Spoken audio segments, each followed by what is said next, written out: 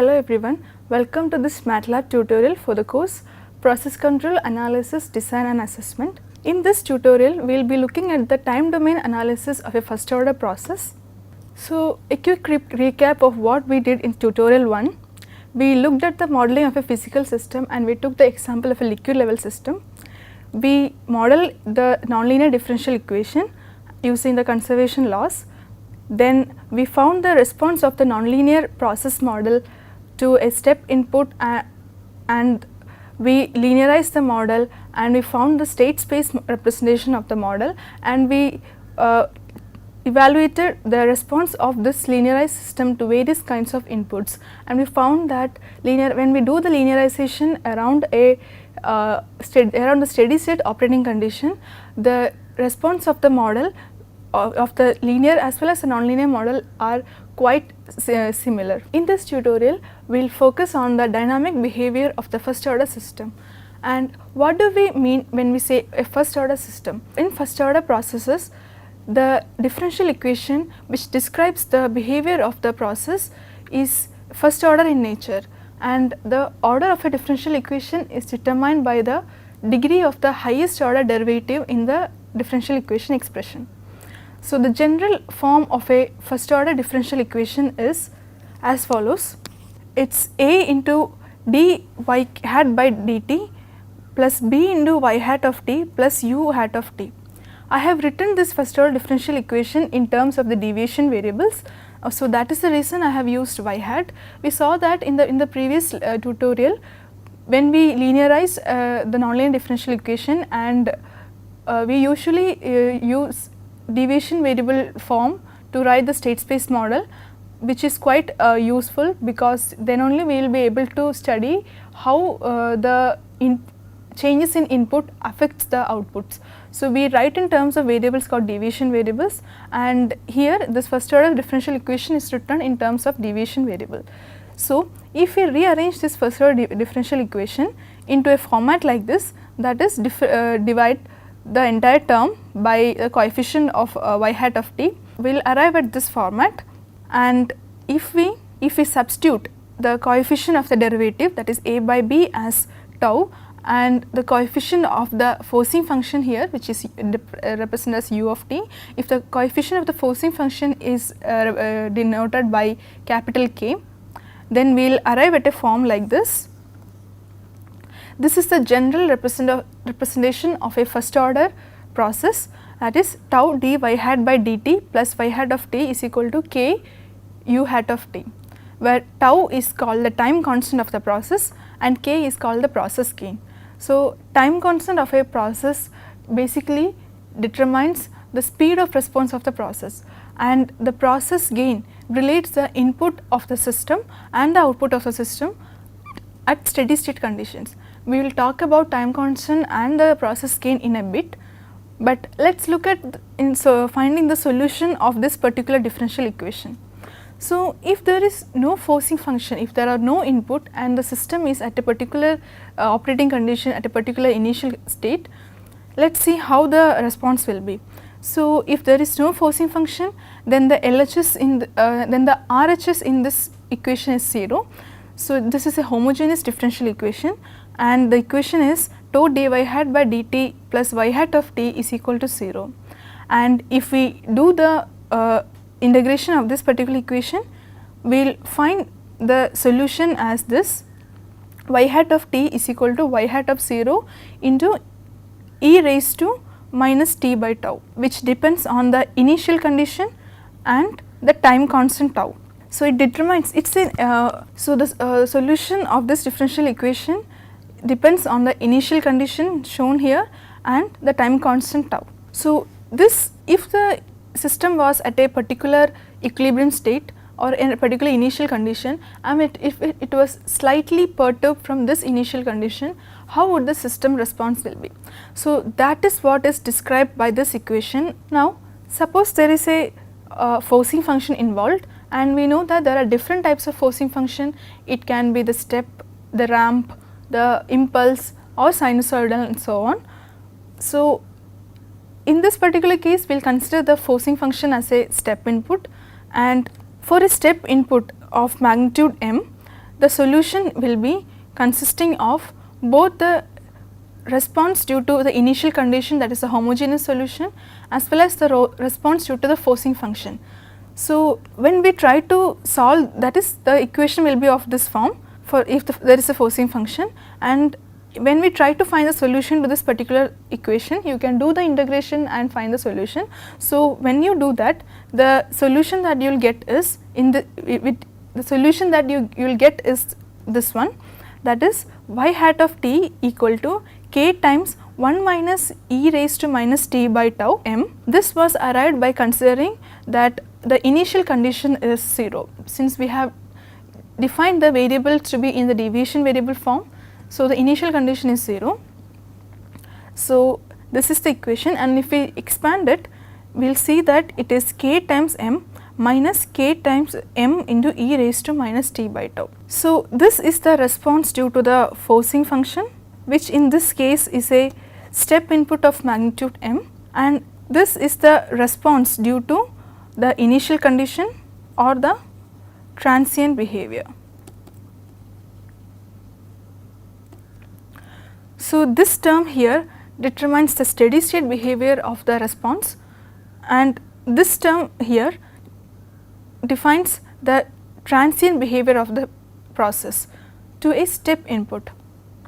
Coming back to the steady state gain, the steady state gain of a first order system, as I said before, it relates the output of a system to the input of a system at steady state. So, this steady state gain, what we mean by steady state is when time tends to infinity, what will be the value of the response. So, the value of the response is determined by, that is y hat is determined by two terms, we cross multiply here. So, k times u hat at steady state. So, if the value of k, that is this k is also known as the process gain. So, if the value of process gain is very high, then for a small change in input, the value of the output will be very high, that is the change in output will be very high and prominent, and the system will be very sensitive in that case. But if the process gain is very small, then for small changes in input, the output change will not be that prominent. So, only if there is a very large change in input, we can see appreciable change in the output, and such systems are quite insensitive to changes in inputs. So, this process gain or the steady state gain is basically the ratio of the output as it approaches the steady state to the ratio of the input. The time constant of a first order system defines the speed of response of a system, that is how fast or how slow the system responds to a change in input or change in step input. For a first order system, the solution of the differential equation for a step input of magnitude m and the steady state gain is k is y hat of t equal to k times 1 minus e raised to minus t by tau. So, if time is equal to time constant tau, let us substitute and see how the equation will be. So, if in this equation for t, if we substitute t equal to tau, then we will get as k times m into 1 minus e raised to minus 1, that is equal to 0.6321 times k into m. So, what is the significance of k, this term k into m? We have seen in the first slide that k into m determines the steady state behavior of the system. So, and by steady state it means time t tends to infinity. So, here we know that y hat is equal to k times m into 1 minus e raised to minus t by tau. So, if in place of t we substitute t equal to infinity, let us see how the response will be.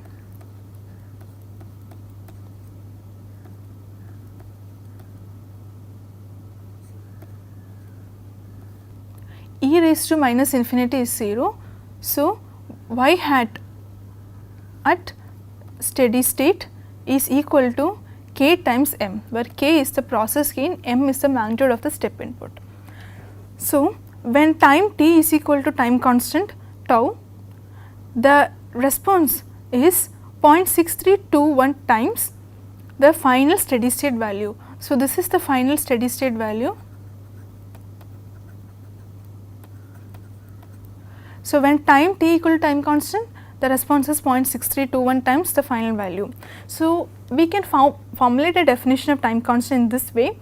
Time constant of the first order system is the time required for the step response of the system to reach 63% of the final steady state value. So, when time equal to 1 time constant, the response has only reached 63% of the final value.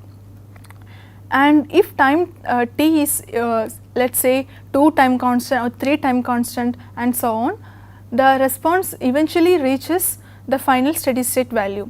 Another way to look at the time constant is, so we know that the step response of a first order system looks something like this, and this is the steady state value, okay. This is 0. So, if let us say that if the initial rate of change which is given by dy by dt. So, the slope of this curve is dy by dt, and the initial value of this slope, that is at t equal to 0. So, let us evaluate this. We know that y is equal to this one, and let us see, let us substitute this minus t by tau equal to some variable capital T. So, this will be, if we differentiate this with respect to t, this is also equivalent to differentiating with respect to d capital T at t equal to 0. So, if we do this, let us differentiate this particular expression here. So, what we will get is k m e raised to minus t at t equal to 0, that is k m by tau e raised to minus t by tau at small t equal to 0. So, if the initial rate of change of the response was maintained as it is, then the process will reach its final steady state value at time equal to 1 time constant. So, this is how the speed of response can be explained, that is, if the time constant is high, then system will reach the final steady state value very slowly, but if the time constant value is very slow, then the system will quickly reach the final steady state value. So, let us revisit the example that we considered before. It is a simple liquid level system, and it has an inflow, it has an outflow, there is hold up within the tank, there is a resistance that is placed at the outlet, and these are the operating conditions that is shown here in this table. We have the inlet flow, initial flow of the inlet, and we have the area of the tank, we have the value of the resistance, and based on this we have calculated the steady state value of the height, which was found to be 7.111 meters. And for a liquid level system, which was initially it was a nonlinear differential equation, then we linearized it and we wrote in terms of deviation variables, and it was a linear differential equation. So, here we will consider the linear differential equation, and it can be written in this form: dH hat by dt is equal to minus r by 2 times a root hss times h hat plus 1 by a times fi hat. So, we know that the first order differential equation in terms of time constant and the process gain has particular format. So, if we rearrange this equation in order to get the differential equation in terms of the time constant and the process gain, we will rearrange it, and we will rearrange it in this manner. And if we substitute the values from here in this table, we can find the expression for, so we can find the expression for time constant tau as 2 times a times root hss divided by r, and the expression for process gain as 2 times root hss by r. So, if we substitute the values for all this, if we substitute the values for all this from this table, we will find the time constant of this particular liquid level system as 8.889 seconds and the process gain as 3.556 second per meter square. We can see that the time constant and the process gain is determined by the process operating conditions. So, if we give a step input to the process, that is if we apply a unit step increase in the inlet flow rate, what will be the steady state value of height? So, since we have the expression for the solution of the first order differential equation, we can use that to determine the final steady state value. So, the final steady state value of liquid level in the tank can be determined as limit t tends to infinity h hat of t. Since h hat of t has an expression as k times m, where here m is units, since it's the input is unit step, that is it has a magnitude 1, m equal to 1. So, it is k times 1 into 1 minus e raised to minus t by tau. So, if we do this, we will find the value of k equal to 3.556 meter. We will find the value of we will find the steady state value of height is equal to k, and since value of k is 3.556, the value of height at steady state is 3.556 meters. Now, let us also see what will be the value of height at time t is equal to time constant. That is, we know that at t equal to 1 time constant, the response has only reached the 63.2% of its final steady state value. So, if we do that apply here, if we apply that logic here, we will find the value of height at time t equal to 1 time constant to be 2.247 meters. So, I simulated the liquid level system in MATLAB and I applied a unit step increase to the inlet flow rate, and I solved the differential equation and found the step response of the liquid level system. So, from the step response of the liquid level system, I can verify that when time equal to 8.9, in our case remember the time constant was 8.889 seconds. So, when time equal to 8.9, which is an when time is 8.9, the amplitude is 2.25, that is when tau equal to second, we found that doing by our hand calculation, we found the steady state, we found the value of height to be 2.247. So, we can verify from our from the plot that the amplitude is 2.5, the amplitude is 2.25, and the steady state, the final value which is the steady state value, we found it to be 3.556, and here we can verify that the final value is 3.56. But there is a new term here, it is the settling time. So, the settling time is the time taken for the step response to reach and stay within 2% of its final steady state value, and for this particular liquid level system the settling time is 34.8 seconds. So, let us have a look at the MATLAB and see how I simulated it. We had covered the modeling aspects and of this liquid level system in the previous tutorial. So, I will quickly run through this code and simulate the step response when a unit step was given. You can do the simulation on your own and verify the result. So, I will not delve deeply into the modeling aspects. So, this was the step response, this was step input given, this was step response, that was my nonlinear model. Now, let me do the linearization and determine the state space model, which is which consists of linear differential equations.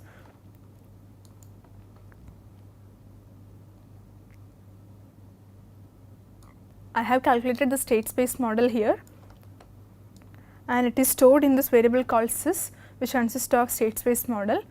Now, what I will do is I will simulate the response of simulate the response of the state space model to unit step input, and let us verify the result.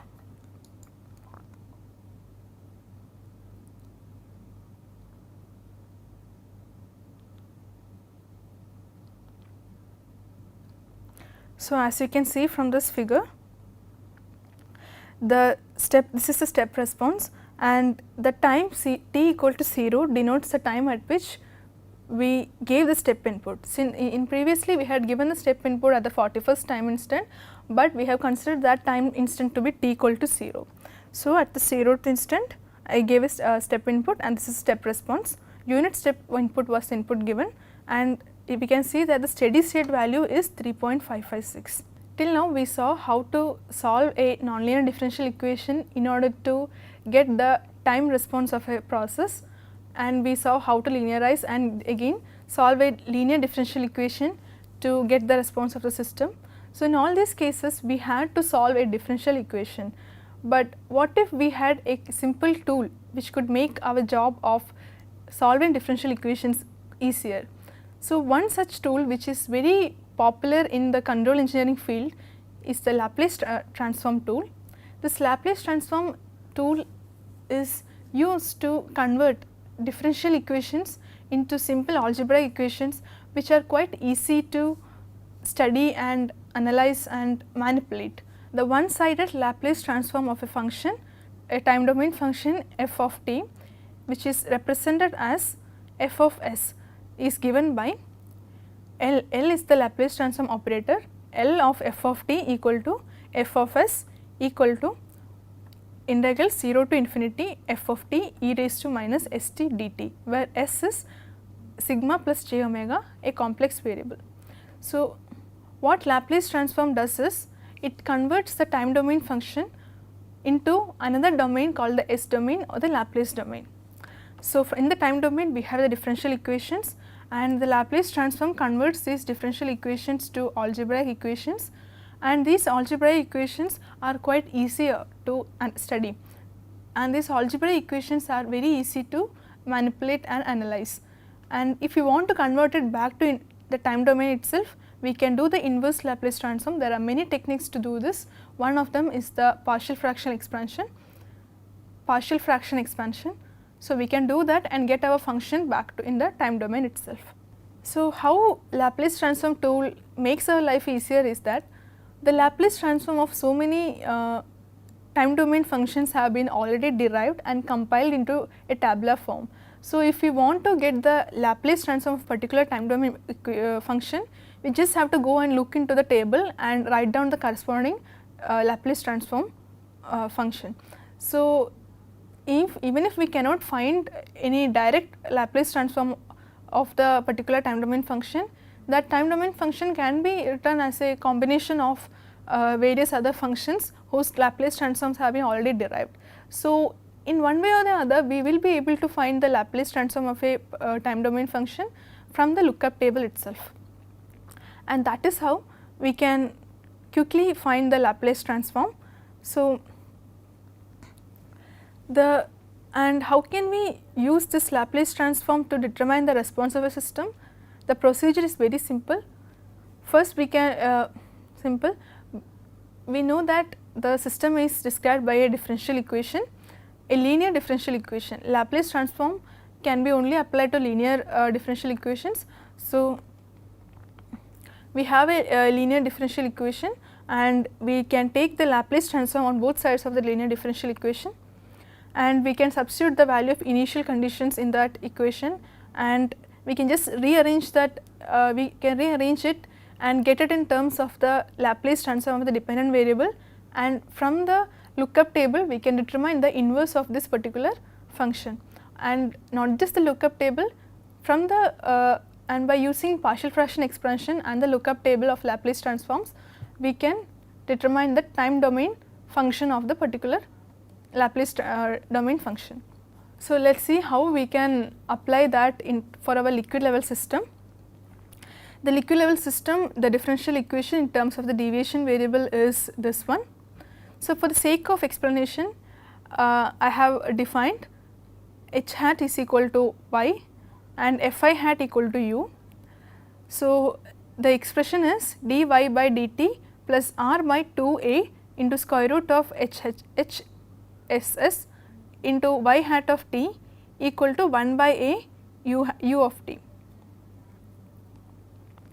So, once we substitute the values of all these parameters from the table, we will get the equation as dy by dt plus 0.1125 y of t equal to 0.4 times u of t. So, what we can do first, we will take the Laplace transform on both sides, and Laplace transform of it, this is a derivative term. So, we have Laplace transform property which is which using which we can find the Laplace transform derivative. So, if you are not familiar with it, I will suggest you to have a look at the Laplace transform functions and Laplace transform properties. So, if you take Laplace transform of this particular function, what we will get is s times y of s plus y of 0 plus 0.1125 times y of s equal to 0.4 times u of s. So, this is the Laplace transform of dy by dt by and this is the Laplace transform of this term, and this is the Laplace transform of u of t. And if we do some algebraic manipulations, we will get y of s equal to 0.4 by s plus 0.1125 times u of s, or if we rearrange it, we will get is what we will get is 3.556 by 8.889 times s plus 1 into u of s. This particular format is something called transfer function model, which gives the which is an algebraic expression relating the time domain behavior or dynamic behavior of the input and output in Laplace domain. So, this transfer function is quite popular, but we will talk about it in a bit. Let us go with the flow and derive the time domain expression of the response of the system. So, we have this y of s expression here, and for any kind of input we can find the response from this expression using inverse Laplace transform. So, for a unit step input, if y of s is for a unit step input, y of s is 0.4 by s plus 0.1125 times 1 by s. 1 by s is the Laplace transform of a unit step. So, using partial fraction expansion, the inverse Laplace transform of this expression is found to be y of t equal to 0.35, y of t equal to 3.556 times 1 minus e raised to minus 0.1125 t. So, this expression can be used to find the response of the system at various time instants. So, what we did was we found the Laplace transform of the differential equation, we rearranged it so that we get in terms of the Laplace transform of the dependent variable, and then we for a particular value of input we found the inverse Laplace transform, that is the time domain function of the output. As you can see, this is in the format k m into 1 minus e raised to minus t by tau. So, if we have a function in the transform domain, that is the Laplace domain, we can still find the final steady state value of the response by using something called the final value theorem. So, we know that the expression for the response of the system in the Laplace domain is y of s equal to 0.4 by s plus 0.1125 times u of s, and if u of s is the step input, applying and if u of s is the step input, applying the final value theorem, we can find what the steady state value of output will be. So, let us see how to do that. According to the final value theorem, the final value of the response as t time tends to infinity is equal to limit s tends to 0, s into y of s. So, if we substitute the value of y of s here, and if we give if unit step, so that the Laplace transform unit step is 1 by s, this and this will get cancelled and s equal to 0. So, what we will get is 0.4 by 0.1125, which will give us 3.5556. So, this is the same steady state value that we had obtained earlier, and this confirms that if we solve the differential equation by integrating, or if we solve it by this Laplace transform approach, the steady state value is that we obtain is the same. So, let us verify this using MATLAB. To find the Laplace domain solution, I will use a symbolic toolbox in MATLAB, which will give me the Laplace domain solutions in expression form. So, I have to first define what my symbolic variables here are. They are y of t, u of t, this is the time domain variable t, and this is the Laplace domain variable s. So, these are declared as symbolic variables. My input u of t is 1, since I have given is unit step input, and first then I have to declare the differential equation. So, differential equation is defined declared as dy equal to diff of y comma t. Y is the dependent variable, t is the independent variable. Then I have my expression, I have the differential equation which I name as EQN equal to dy equal to minus r by 2 times a ac times square root of hss times y plus 1 by ac times u. AC is the area of cross section, R is the resistance, HS is the steady state value, which I calculated to be 7.11. Then I have to define what my initial conditions are. Since this equation is written in terms of deviation variables, the initial condition is 0. So, the expression, the command for finding the Laplace transform in MATLAB is Laplace of equation, which I have defined which is the function whose Laplace transform needs to be calculated. T is the time domain variable and s is the transformation variable. So, EQN LT is the name given to the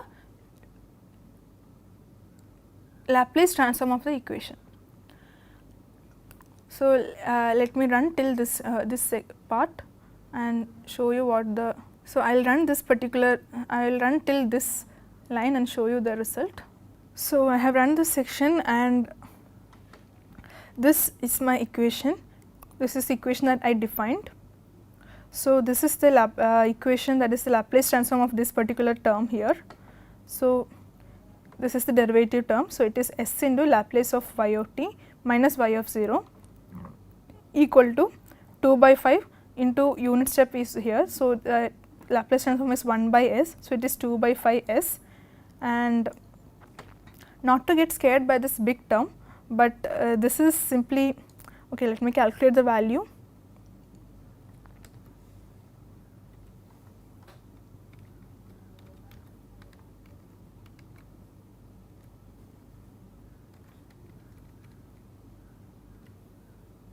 So, it is simply 0.1125. So, 2 by 5 is 0.4. So, 0.4 into 1 by s minus 0.1125 into Laplace transform of y of t. So, that is all there written there. Now, since this term I computed the Laplace transform, but the Laplace transform of y of t is written in the as a statement like Laplace of y of t comma s, which is not quite pretty to see. So, I have let me substitute this term as y underscore lt, and the value of the initial condition also I will substitute here itself. So, initial condition is nothing but 0. So, again I will define the new variable y underscore lt as a symbolic variable, and my variables are y of 0 and the Laplace of y comma t comma s. I want y of 0 to be replaced by 0 and Laplace of y comma t s to be replaced by y underscore lt. So, I will substitute these values and the for the variables and find the equation. So, the equation lt is now reduced as s times y lt, which represents the Laplace transform of y of t, equal to, this is 0.4 into 1 by s, and this is minus 0.1125 times Laplace transform of y of t. Now, we have to rearrange and find the solution in terms of the dependent variable, Laplace transform of the dependent variable. So, solve for the Laplace transform of dependent variable. So, we can find that when we rearrange this, we will get the Laplace transform of dependent variable to be 0.4 by s into s plus 0.1125. And if we want to find the time domain solution, we have to take the inverse Laplace transform. So, if we take the inverse Laplace transform using the command I Laplace of function, that is y underscore Lt comma s comma t, here the transformation variable is t. So, I have named it as y underscore SOL, y solution. So, it is found to be this one. Let us just verify whether this is the same. So,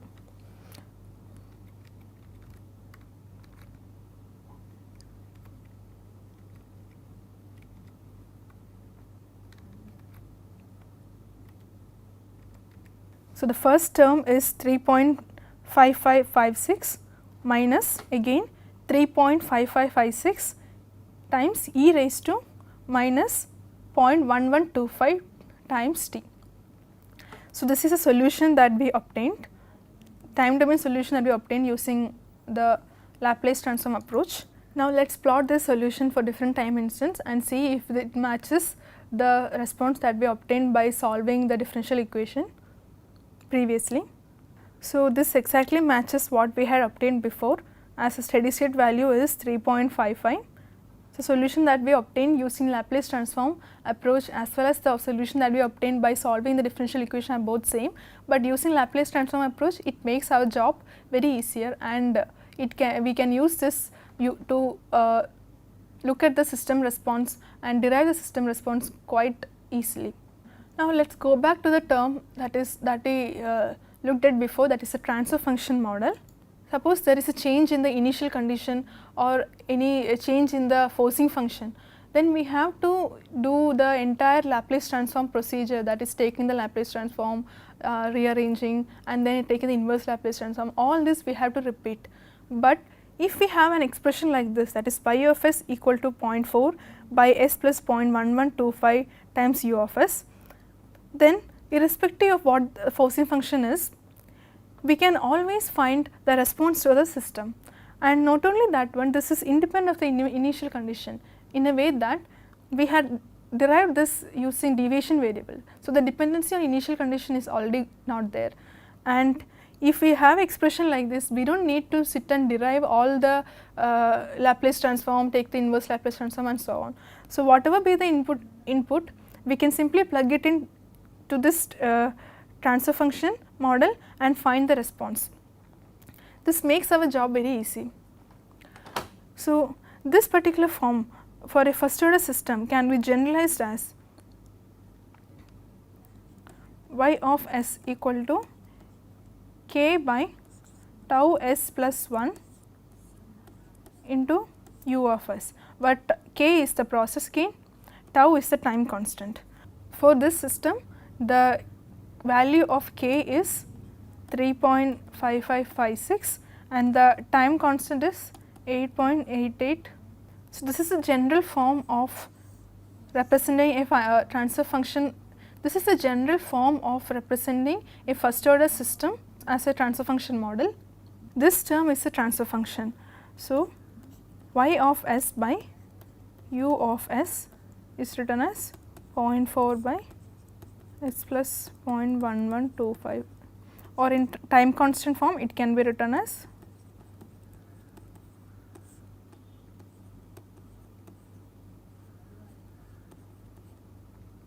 now. Let us see how we can simulate the response of the system using the transfer function model in MATLAB. So, the transfer function model can be either arrived by doing the Laplace transform and finding the expression which relates the Laplace transform of the input, Laplace transform of the output to the Laplace transform of the input, or if we have the state space matrices, we can simply use the command ss to tf of a, b, c, d. SS to TF will convert the state space model to transfer function model, and it will give us the numerator and the denominator of the transfer function model. So, I will and using the command TF of numerator comma denominator, I can generate the transfer function. So, let me show you how to do that. Let me run this section, and once we have the transfer function, we can use the command step of g. G is the system name, to simulate the step response. So, this is the step response that I obtained using my transfer function.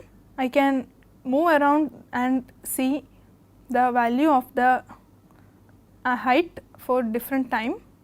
So, that as time is very large, the system has a steady state. I can show you the system characteristics, that is the steady state value shown here, final value as 3.56.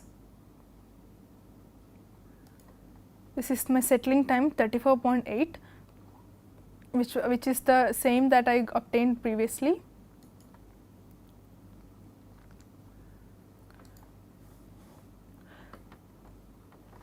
So, once we have the transfer function, it is enough to explain the entire dynamic behavior of a process, and for all the further analysis that is yet to come in our course, we will be only using this transfer function to model the system.